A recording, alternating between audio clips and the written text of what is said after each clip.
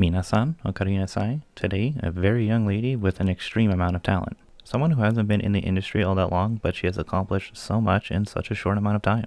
Amane Shindo, born April 20th, 2004, in Aichi Prefecture, affiliated with the legendary Hibiki Agency. Amane became interested in voice acting when she was in the second grade after hearing Suzuko Momori's voice acting in the Love Live anime. She started searching for different kinds of auditions even when she was in the 4th grade. In 2018, she was scouted by the Hibiki Agency and joined them. If you're good at math, you'll realize the difference between 2004 and 2018 is a very short amount of time. Her anime debut was in 2019, just a year later, when she was only 15 years old, voicing Karu, the lead character in Bermuda Triangle Colorful Pastel. 2020 is what I would consider her big year, first voicing Shuko Mino in the Rebirth anime and the Rebirth for You mobile game. Then she got 2 of her 3 big multimedia roles. Mashiro Karata in Bang Dream, joining the band Morfonica as their vocalist. And then Haruna Kasuga in D4DJ, joining the group Lyrical Lily as their DJ. 2021, she would join the cast of Assault Lily as Akari Tanba. The character is currently exclusive to the game, not being in the anime, but she has performed as Akari in live action a few times. 2022 was her first non-Bushiroad anime. Well, I think so at least, who knows. Bushiroad seems to have a stock in like every company, but anyway. Amane voiced Ultina in Life with an Ordinary Guy who got reincarnated into a total fantasy knockout. Well, that's just a great name. But aside from this, her newest anime role, Megumi Okura in Cardfight Vanguard Will Dress. Last year, she also even went to Korea in early December to represent Bandori with some other lovely ladies at the AGF Korea event. And lastly, I don't know why I always feel like I should mention this, but she got COVID. This year of 2023, her first photo book, Midori. Jesus, this lady, she definitely has been eating healthy. Everyone was always making the joke that now that she's legal, she's becoming really bold. Just hoping that's her decision and not someone else's. And very recently, she announced her graduation from high school. Horikoshi High School, to be exact. Since her debut, she's only really had 2 unnamed roles that I could find in the shows Trapped in a Dating Sim, and actually the 2nd season of Bang Dream, prior to her having a relevant character.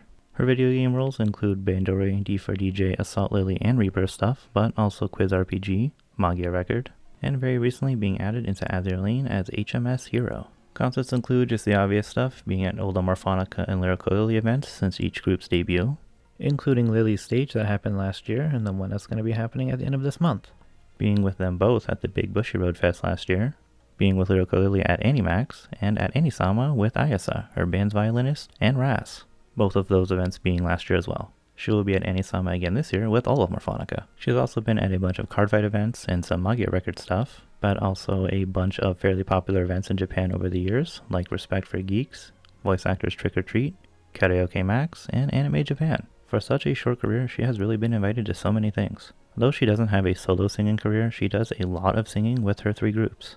The ending for 1 season of Garupa Pico, the opening and ending for D4DJ's 2nd season, and the ending of Bermuda Triangle. But also the song 160% Animals, something for like a Bushiroad anime toy thing, and she even acted in its music video for the figure series. You may have actually seen the commercial if you've watched some archive Bandori or D4DJ lives. Now onto the facts. I got a whole bunch, so let's go. She's 163 centimeters or 5'4", kind of a taller Seiyu. On the socials, she's got Instagram, Twitter, and a TikTok, being very active on all 3.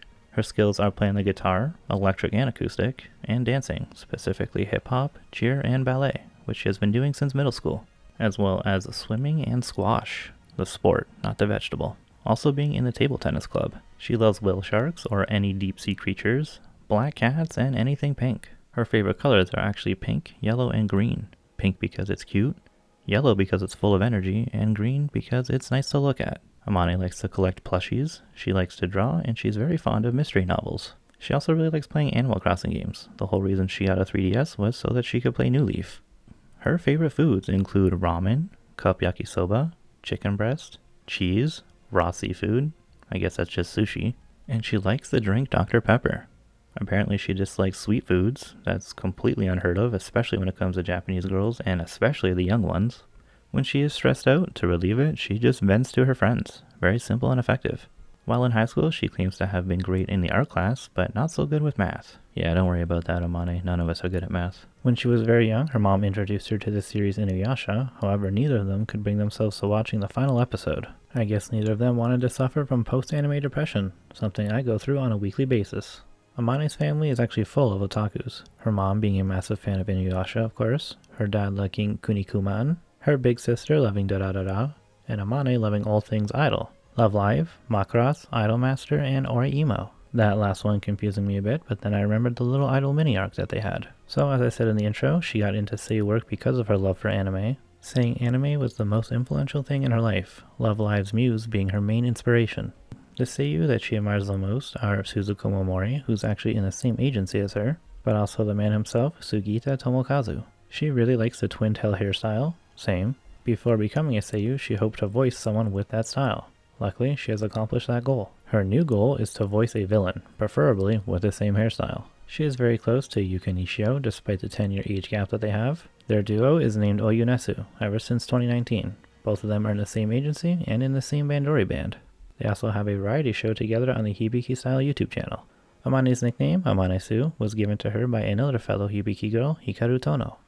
Amane has said that she has a low voice, which is not what Mashrio's intended pitch is, so she tries to perform Morfonica songs in a higher tone. She has also said that she has a problem showing emotion in her singing. Mane-chan has actually received cyberbullying from parts of the fan base for her singing voice, and even for the addition of Morfonica to the Girls Band Party mobile game. Mostly because they were in the game before RAS, which is a much more popular group. It got so bad that Bushiroad and her agency both stated their intention to take legal action. That's actually insane. Can you imagine being a 30-plus-year-old grown-ass man bullying a high school girl on the internet because she's out here pursuing her dreams? I'll never understand human beings.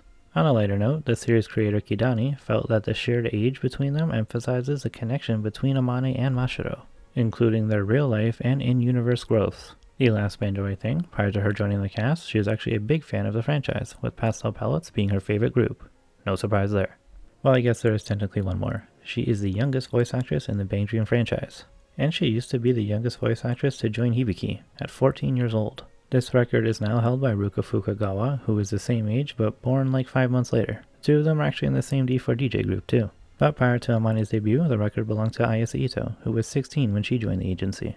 Actually, sticking with her senpai Ayasa, Amane likes making puns on her name, just like Ayasa does. Like Ohanesu, combining good morning and her nickname together, and using them a lot on Twitter. Onto the D4DJ stuff, Amane started DJing during quarantine. Apparently she was a natural at it and became very proficient very quickly, even though she had no prior experience. Just like her character Haruna, Amane was also a member of the disciplinary committee in high school. Also, just like her character, Amane is a big fan of Rondo's Aoi and her seiyuu Sunko. The two of them seem to have a very close friendship. Sunko is like a combination of a really cool big sister and a really good friend to her. They always post their dates together on Twitter, like the time they went to Nintendo World. Finally, when you Google her name, the first image you see is Aguri Honishi. Now considering Amane is a massive Love Live fan, I'm sure she is thrilled to see this. She's also even been a guest on Miyutan's Nice to Meet You Nico Nico show, and also being in a live stream with Giami. Shoutouts to her meeting her heroes. And with that, we have indeed reached the ending. Thank you so much for watching. I actually had a lot of fun learning more about her, and I hope that you've enjoyed and learned something new. If you have, please do consider subscribing. Whenever that count gets to a high enough number, I can give you all bigger and better content. But for now, please join me in the next one about her D4DJ group. I look forward to seeing you there.